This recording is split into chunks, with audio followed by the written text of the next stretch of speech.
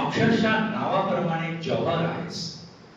जौहर या शब्दाचा अर्थ रत्न असा होतो.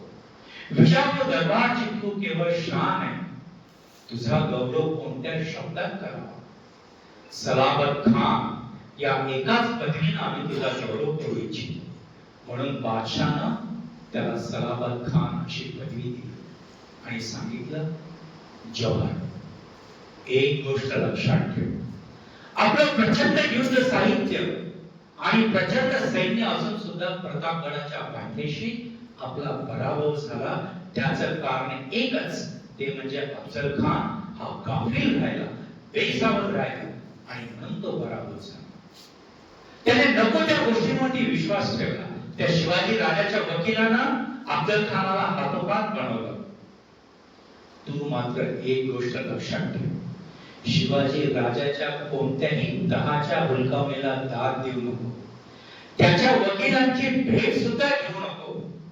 अतिशय दक्ष राहा, तुला यश निश्चित मिळेल. आम्ही विजापुरातून बाहेर पडतानाच अफजल खानाला बजावून सांगितलं होतं कि हम लढाई करना चाहते नहीं, ऐसा बहाना बनाकर शिवा को धोखा देना. विश्वासघातक होतो त्या शिवाजीला मार. पण तरी अफजल खान गाफील राहिला, बेसावध राहिला आणि म्हणून तो पराभव झाला. सिद्धी जवळची फौज विजापूर शहरात गरजत बाहेर पडली. तो दिवस होता दिनांक 3 फेब्रुवारी 1607. पण याच वेळी दिल्लीतही एक नवी हालचाल सुरू झाली. दिल्लीतली प्रचंड मोहीम आता स्वराज्याच्या दिशेने महाराजांच्या विरुद्ध निघणार होती. औरंगजेबाने जो सेनापती निवडला होता तो जबरदस्त होता. त्याचा लौकिक असा की जणू तो बादशाची दुसरी प्रतिमा. हा होता प्रत्यक्ष औरंगजेबाचा मामा मिर्झा अबू तालिब अमीर उल उमरा नवाब आजम मुजफ्फर जंग शाहिस्ता खान. 1,30,000 फौज घेऊन शाहिस्ते खान दिल्लीहून निघाला आणि पुण्याच्या लाल महालात त्याने आपला डेरा टाकला. महाराज यावेळेस पन्हागडावरती होते. महाराजांनी पन्हागडचा उत्कृष्ट बंदोबस्त केलेला होता. महाराज पन्हागडावरती दाखल झाले. तो दिवस होता चैत्र शुद्ध प्रतिपदेचा म्हणजे गुढीपाडव्याचा. दिनांक होता 3 मार्च 1660. महाराजांनी पन्हागडचा उत्कृष्ट बंदोबस्त केलेला होता. धान्य, दारुगोळा, जनावरांच्या करता लागणारं खाद्य साहित्य याची तरतूद पुरेपूर केलेली होती. पण पुरेपूर करून तरी किती करणार? 4 महिने, 6 महिने, फार तर 8 महिने. त्यानंतर पन्हागडावरती धान्य कुठून येणार? त्यानंतर युद्ध साहित्य कुठून येणार? कारण एकदा वेळा पडला की सारे रस्ते बंद. बाहेरची बातमी सुद्धा आत येऊ शकणार नाही किंवा आतली बातमी सुद्धा बाहेर जाऊ शकणार नाही. इतका चिरेबंदी वेळा पडणार हे स्पष्ट दिसत होतं आणि तसंच घडलं. अजगराचा वेढा पडावा त्याप्रमाणे पन्हागडच्या भोवती सिद्धीजवळच्या फौजेचा गराडा पडला. तो दिवस होता 5 मार्च 1660. सिद्धीजवळचा स्वतःचा तंबू गडाच्या उत्तराला पायथ्याशी होता. तो जातीने सर्व गोष्टींकडे बारीक लक्ष ठेवून होता. परंतु आल्या त्याची अशी एक इच्छा होती की पहिलाच हल्ला गडावरती इतका जोरदार चढवायचा की तटालाच आपल्या फौजा भिडल्या पाहिजे. म्हणून त्याने पहिला एल्गार केला. तो अतिशय जोराचा केला. पण गडावरचा प्रतिकार तितका जबरदस्त होता. त्या प्रतिकारामुळे या फौजा टिकू शकल्या नाही. त्यांना थोडीशी माघार घ्यावीच लागली.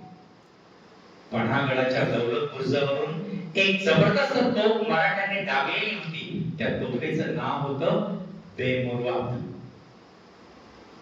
सिद्धीजवळच्या लक्षात आलं की आपण एकदम केलेला हल्ला हा काहीगार होऊ शकत नाही. शेवटी आपल्याला वेढा धरावाच लागेल. म्हणून आपण घातलेला वेढा आता तो कायम करत होता. वेढा घालण्याचा हेतू तरी काय होता? हेतू हाच की आपलं धान्य आणि दारूगोळा संपेपर्यंत जास्तीत जास्त शत्रू आतून लढेल. केव्हा ना केव्हा तरी ते संपेल आणि मग शत्रूला एक शरण तरी यावं लागेल किंवा निर्णायकरित्या युद्धाकरता बाहेर तरी पडावं लागेल. यातलं काही झालं तरी चालेल, पण शिवाजी ताब्यात आलाच पाहिजे आणि पन्हाळगड आपल्याला मिळालाच पाहिजे, हा सिद्धीजवळचा हेतू होता. म्हणून आपण टाकलेला बैरा आता तो कायम करत होता.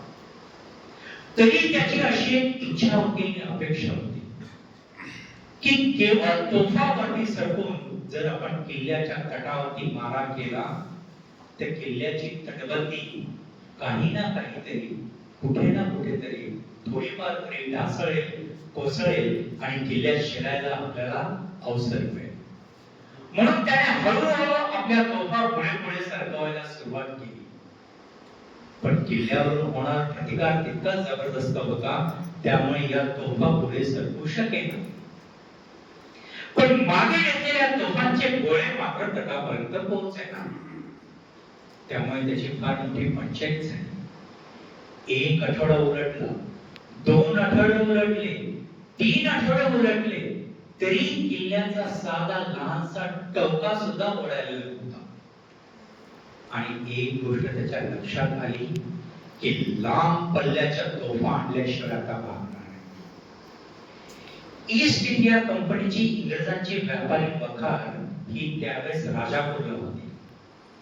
या ईस्ट इंडिया कंपनीचा मुख्य अधिकारी होता हेनरी डेव्हिंग्टन आणि त्याच्या हाताखाली 10 इंग्रज हे त्या व्यापारी वखारीमध्ये काम करत होते. इंग्लंडमध्ये तयार झालेल्या तोफा, दारूगोळा आणि बंदुका हे त्या राजापूरच्या वखारीमध्ये त्यावेळेस होतं.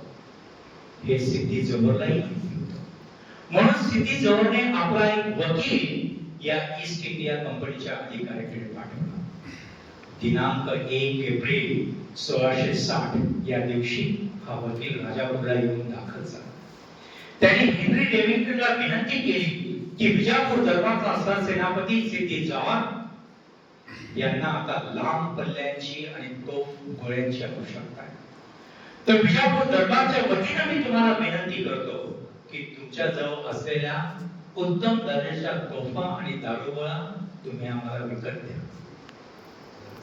महत्वाकांक्षी राजकारण खेळायला ही फार उत्तम दर्जाची संधी हेनरी डेव्हिंग्टनच्या पुढे चालू आहे. त्याला असं वाटलं की जर आज आपण सिद्धी जोहरला तोफा आणि दारूगोळा पुरवला तर उद्या विजापूर दरबारकडून आपल्याला अनेक सवलती मिळतील. कदाचित कोकण किनाऱ्यावरती मालकी हक्काची जागा देखील मिळेल. पण एक अडचण होती की याच इंग्रजांनी काही महिन्यांपूर्वी शिवाजी महाराजांकडे वकील पाठवून तह केला होता, करार केला होता की हिंदवी स्वराज्याच्या आणि शिवाजी महाराजांच्या विरुद्ध कोणत्याही शत्रूला आम्ही तोफा किंवा दारूगोळा विकणार नाही. आता काय करावं? शिवाजीचा शत्रू आपल्याकडे तोफा आणि दारूगोळा मागतोय. हेनरीने असं ठरवलं की आपल्या जवळ असलेल्या लांब पल्ल्याच्या तोफा सिद्धी जोहरला पुरवायच्या. इंग्रजी निशाणा घेऊन आणि ड्रम्स आणि ट्रम्पेट्स वाजवीत अनिशपुराच्या घाटातून हेनरी डेव्हिंग्टन पन्हाळगडाच्या पायथ्याशी पोहोचला आणि त्याने आपली पहिली तोफ पन्हाळगडावरती टाकली. हा दिवस होता दिनांक 10 एप्रिल 1660. पहिल्या तोफेचा दणका उडाल्याबरोबर सारा परिसर हादरला. साहजिकच हा आवाज महाराजांना ऐकायला आला. महाराज धैर्याने तटावर आले आणि महाराजांनी पाहिलं की इंग्रज आपले झेंडे लावून आपल्यावरती तोफा टाकतायत. महाराज संतापले. त्यांच्या मनात सहज विचार आला की हे इंग्रज परवा आपल्याशी तह करून गेले, अजून त्या तहाची शाही वाढली नाही आणि आपल्या विरुद्ध हे आज उठले. आपली अगतिकता पाहून शेवटी हे शत्रूच. गायीच्या आचळाला चिकटलेला अचिरी तो कधी दूध पीत नाही, तो रक्तच पितो. शेवटी हे इंग्रज परकेच, मग ते व्यापारी म्हणून येऊन की हा देश पाहण्याकरता पर्यटक म्हणून येऊन, यांना इथून उखडलंच पाहिजे. सिद्धी जोहरचा वेढा चालूच होता. इंग्रजांच्या तोफाही दणाणत होत्या.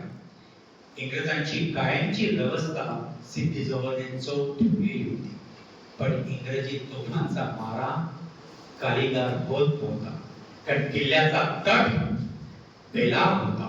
वरचे सैनिक तेही तिखट प्रतिकार करत होते. मग महाराज कोणत्या भरोशावर किल्ल्यात थांबले होते? केव्हा ना केव्हा तरी किल्ल्यातलं धान्य, दारूगोळा संपणार होता, नवीन उपलब्ध होऊ शकणार नव्हता. त्यावेळेस किल्ल्यात सैनिकांची संख्या होती 2000. महाराजांचे 2 अंदाज होते. त्यातला पहिला अंदाज असा की लवकरात लवकर या पणालाच्या भोवतालच्या परिसरामध्ये पाऊस सुरू होईल आणि तो पाऊस जबरदस्त असतो. या पावसामुळे ही संपूर्ण शत्रूची छावणी विस्कळीत होऊन जाईल, रोगराई होईल, जनावरांचे हाल होतील आणि बेशिस्तीमुळे हा सर्व यांचा वेढा खिळखिळा होऊन जाईल आणि ती संधी साधून आपण पणागडावर पोहोचून जाऊ. महाराजांचा दुसरा एक अंदाज होता. नाही, महाराजांना खात्री होती की बहुतेक आपल्यापैकी कुणीतरी या पणागडाच्या वेळेवरती बाहेरून हल्ला करण्याकरता येईल. बहुतेक सरसेनापती नेतोजी पालकरच येईल आणि त्याने पहिल्यांदा पणागडाच्या वेळेवरती हल्ला केला की आपणही वरून हल्ला करू आणि कोठी फोडून मग आपण निघून जाऊ आणि सिद्धीजवळची मोहीम ही अशी फसेल. आणि खरोखर नेतोजी पालकर आपल्या 5000 फौजेनिशी पणागडाच्या मुखाने निघाले. तो पणागडापासून 15 किलोमीटर अंतरावरती येऊन पोहोचला. तिथून वारणा नदी वाहते, पण सिद्धीजवळही जबरदस्त. पावसाच्या दिवसातही आपल्याला वेढा चालवावा लागेल आणि लागणारच आहे, म्हणून त्याने लांबून वाळलेल्या गवताच्या गंजीच्या गंजी आणवल्या आणि आपल्या लोकांना आणि जनावरांना त्रास होऊ नये म्हणून त्याच्या झापी उभ्या केल्या. आणि नेतोजी पालकर दौडत येत असताना धूळ उसळली. गस्तीच्या सैनिकांनी सिद्धीजवळला बातमी पोहोचवली की मराठ्यांचा सरसेनापती हा पणागडाच्या वेढ्यावरती हल्ला करण्याकरता येतोय. सिद्धीजवळने आपली सारी फौज इशारे देऊन सावध केली, पण स्वतः वेढ्यापासून हल्ला नाही. त्याने आपली राखीव फौज चिपवणे गावाच्या नावाच्या लोकांना नेतोजी रवाना केली. हे गाव वारणा नदीच्या अगदी जवळच आहे. नेतोजी बरोबर त्याचा एक सरदार, त्याचं नाव होतं सिद्धी हिलाल खान. हा मराठी सरदार, त्याचा मुलगाही त्याच्या बरोबर होता, त्याचं नाव होतं वावा खान. हा तरुण मुलगा हिरीने लढत होता. लढता तो जखमी झाला आणि घोड्यावरून खाली कोसळला. शत्रूच्या सैनिकांनी त्याला फरफटत ओढत नेलं आणि त्याचा शिरच्छेद केला. प्रत्यक्ष बापाच्या देखत मुलगा मारला गेला. सिद्धी हिलाल खान तरी लढत होता आणि नेतोजी पालकरही लढत होते, पण शत्रूच्या हल्ल्यामुळे नेतोजी पालकर हे टिकू शकले नाही आणि सारीच मराठी फौज उधळली गेली. नेतोजी पालकरांचा पराभव झाला. नेतोजी पालकरांचा पराभव करणं म्हणजे फार अवघड गोष्ट होती बरं, पण यातूनच सिद्ध होतं सिद्धीजवळचं कुशल सेनापती. जगाशी संबंध तुटल्यासारखी महाराजांची परिस्थिती झालेली होती. आतली बातमी बाहेर नाही किंवा बाहेरची बातमी आत नाही, आणि म्हणून लवकरात लवकर इथून निसटायचं कसं याचाच विचार महाराजांनी सुरू केला. पण काही मार्ग सापडत नव्हता. एके दिवशी महाराजांच्या मनात एक धाडसी कल्पना होती. त्यांनी आपल्या मुत्सद्यांशी चर्चा केली. गंगाधर पंत वकील यांच्याशी ते बोलले. आपल्या मनातला सारा वेग त्यांना समजावून सांगितला आणि त्यांनी वकिलाला किल्ल्याच्या खाली रवाना केले. हा दिवस होता दिनांक 12 जुलै 1660. वेळ सकाळची होती. पाऊस झिमझिमत होता.